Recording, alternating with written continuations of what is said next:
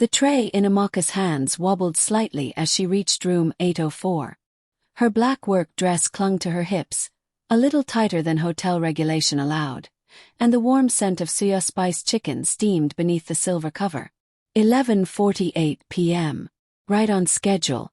Every night this week, room 804 had ordered something different. One item. No extras. Always late. Always just before her shift ended. And always, just him. She knocked. Footsteps padded across the suite floor.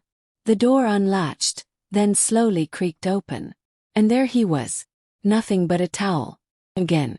He leaned against the frame like he owned gravity. Chest bare, brown skin glistening slightly from what she could only assume was a very recent shower. Hair still wet. A type. Eyes dangerously unreadable. She tried not to stare. Failed.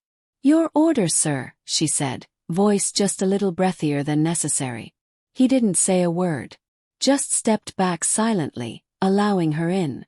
The suite smelled like cinnamon and clean linen. One glass sat on the table, half filled with something amber and expensive. She placed the tray down and turned, expecting a quick nod, the usual routine. But he was still watching her. Still silent. His gaze dipped to the curve of her waist, rose to her collarbone, settled just under her chin. Never touching. But somehow, she felt touched. Her voice dropped. "Would you like me to uncover the food?" He stepped closer, just one slow, deliberate stride. Close enough for her to feel heat radiating off his damp skin. Close enough to smell spice, musk, and something expensive. "I didn't order the food for the food," he said. It was the first time he'd spoken. Her breath caught. She straightened. "Then what did you order it for?" He tilted his head slightly, eyes never leaving hers. "For the delivery." Silence stretched between them. The hotel rules were clear. No personal involvement. But Amaka had never been good at following rules when someone looked at her like that. "I'm still on the clock," she whispered. His voice dropped. "Then we shouldn't waste time." Her heart slammed against her ribs. She should have walked, turned, fled. But instead she stepped forward, slow, daring, until their bodies almost brushed. He didn't move. Neither did she. Then the tray beeped, a reminder to log her time. She blinked, cleared her throat. "Enjoy your night, sir." She turned and walked out, her heels clicking down the hall. But her body stayed in room 804. Amaka didn't have to check the docket. She already knew. Room 804. 11:39 p.m. Same suite. Different dish. Grilled plantain and peppered catfish. He was switching it up tonight. Her co-workers teased her as she rolled the cart toward the elevator. "That man do order you no be food."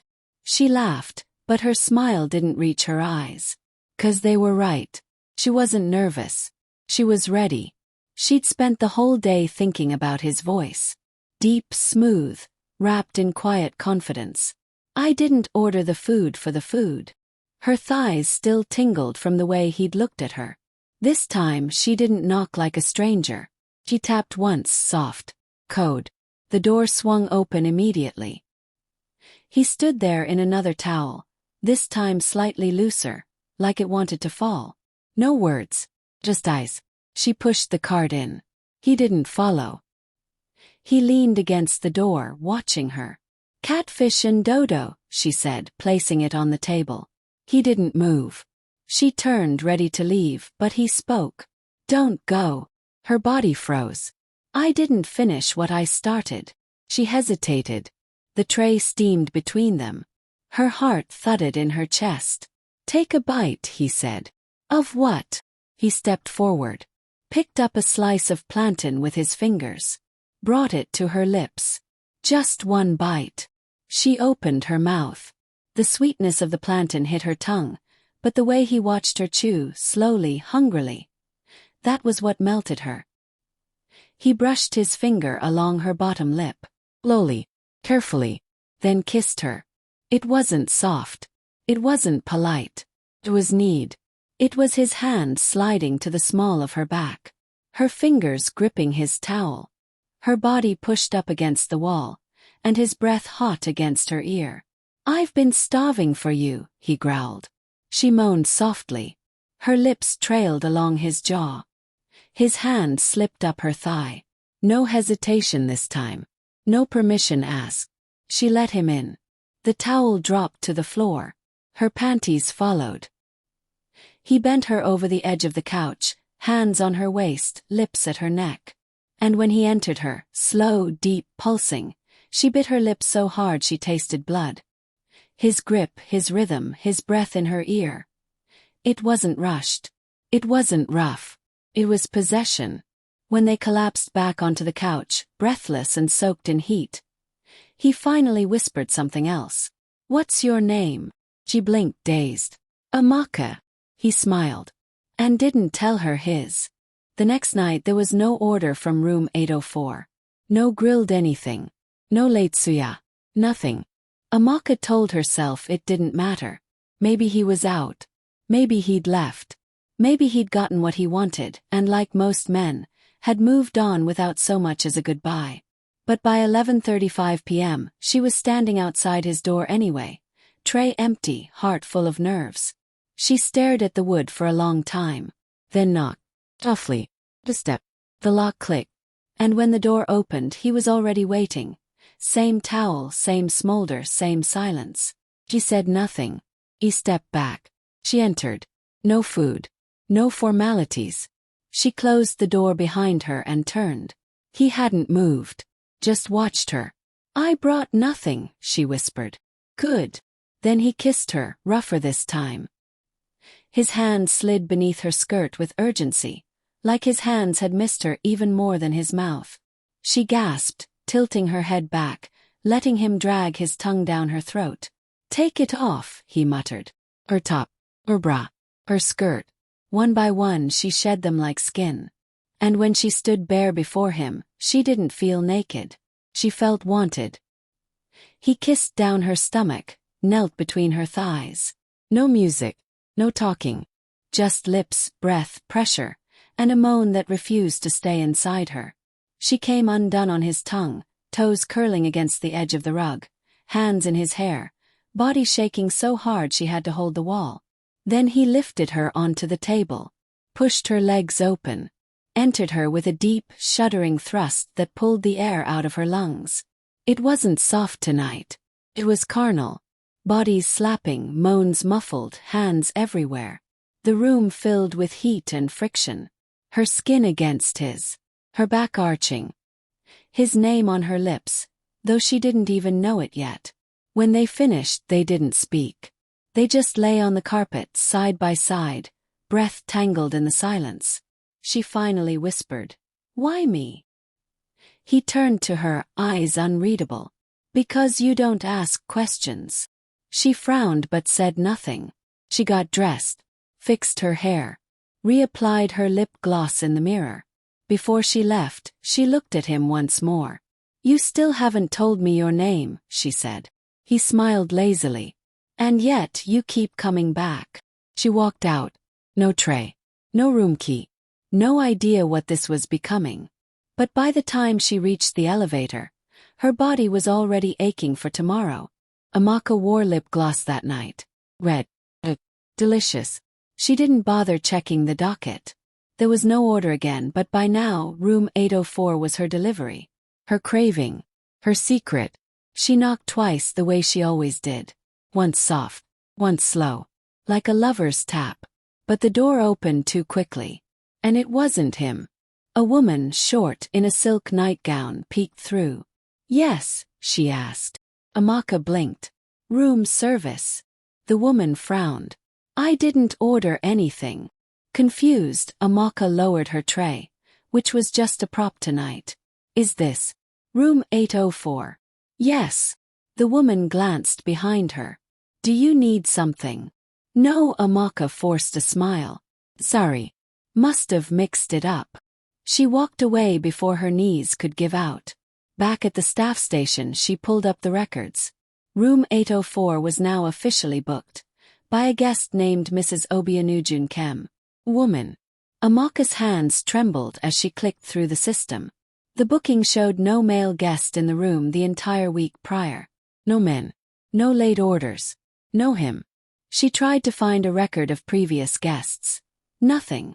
No name. No ID. No trace. Her stomach twisted. Who the hell had she been sleeping with? Later that night she returned anyway. Not to knock. Not to touch. Just to see. She stood in the hallway, staring at the door like it had betrayed her. There was no sign of him. No towel-clad body. No amber cologne drifting into the corridor. Just silence. She touched the wall beside the door, as if the wood might remember her. Then something brushed her ankle. She looked down, a black keycard on the floor right by the doorframe. Her fingers closed around it. It didn't say 804. It said, Level B, access granted. She'd worked at Mira Azul for almost 2 years. There was no Level B listed on any guest map. Her heart thudded. Maybe this wasn't over. Maybe he hadn't disappeared. Maybe he'd never been a guest at all.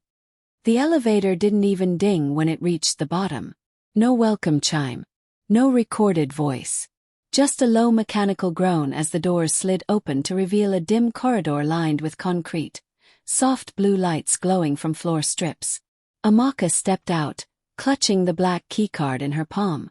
Her heels echoed. The silence was thick. She'd worked at Mira Azul for almost 2 years. Never once had she seen this level. It wasn't on the maps. Wasn't in the security database. Wasn't in any of the staff manuals she'd skimmed. But the key led here. And her body had followed before her brain could argue. At the end of the hall was a single matte black door. No handle. Just a scanner. She hovered the card. Beep. The light flashed green. The door opened. Inside was no dungeon, no boiler room, no storage closet. It was luxurious. Marble floors. Velvet walls. Black and gold furnishings. A private suite with low lights and warm air. A bottle of wine already open. And standing at the center, barefoot, calm, was him. The man from room 804. He didn't look surprised. You came, he said. Her voice shook. You're not a guest. No. You don't work here either. I do. She blinked. Then who the hell are you?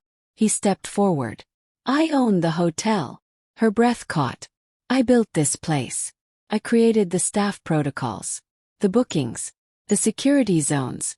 Level B is mine. Completely private. No cameras. No reports. No trail. Her heart pounded. So you used me. I watched you, he said, voice deep. For months. You were always so hungry for something. Not money. Not power. Just something real. She swallowed. You set me up. No, he replied. I gave you a choice. And every night you came. The heat in her chest returned. You think that excuses it? No, he said. But I think you understand it. He walked closer, slow, predatory. Every guest here wants something fake. Surface luxury. But you gave me something real. Fire. Curiosity. That night you knocked without an order. I knew. Knew what? That you were mine. She stepped back, heart racing. This isn't normal. He smiled. Nothing about how I touch you has ever been normal. And just like that, her knees weakened. Because she knew he was right. Amaka should have walked away. After everything, the secrecy, the lies, the seduction, she should have turned around, taken the elevator back up, and forgotten his name. Except he'd never given it. And yet, her body knew him better than anyone she'd ever loved. She stood at the edge of his private suite beneath the hotel, fingers trembling, blood rushing in her ears. You set me up, she said again, but softer this time. All of it. The food. The towel. The silence. You played me. I tested you, he replied. I wanted to know what kind of woman kept showing up for something that didn't come with a name, a label, or a guarantee. And what did you find out? He took one step closer. That you're dangerous. She tilted her chin. And you think you aren't. I know I am, he said, his voice low, rough. But that's why I built this room. This level. to keep the chaos contained. He reached for her wrist gently, and when she didn't pull away, he brought her palm to his chest. His heart thumped beneath it. "Eddie, real. I haven't let anyone touch me in this room," he said. "You were the first." She searched his face. No lies, no smirk. Just a man stripped down to more than flesh. And somehow that made her want him more. She dropped her bag, kicked off her shoes, walked past him toward the bed like she'd always belonged there. When she turned back, she was already undoing the buttons of her blouse. "You don't get to control everything," she whispered. "I don't want to." She slid the blouse off her shoulders. "Then don't touch me like you own me tonight." His eyes darkened. "Touch me like you miss me." He was on her before the words fully left her mouth. Mouth on hers, hands greedy, desperate, alive. He kissed her like he was apologizing with every breath.